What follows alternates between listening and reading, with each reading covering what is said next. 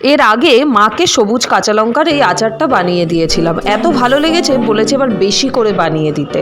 চলো তাহলে রেসিপিটাও শেয়ার করে দিই। লঙ্কাগুলো ভালো করে ধুয়ে নিয়ে শুকোতে দিয়েছি, জলটা ভালোভাবে ঝরে গেলে মাঝখান থেকে চিড়ে হলুদ ভিনিগার মাখিয়ে আধ ঘন্টার জন্য রেখে দেব।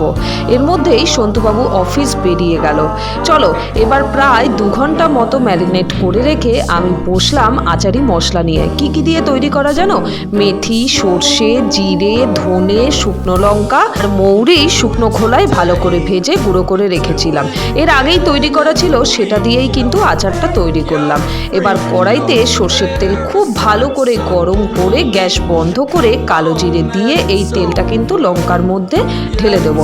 এবার ভালো করে মশলা মাখিয়ে একটা কাচের বোতলে ভরে নেব। দুর্দান্ত গন্ধ বেরিয়েছে। মুড়ি মাখা বা গরম ভাত বা আলু সেদ্ধ একবার খেয়েই দেখো না কেমন। সাবস্ক্রাইব।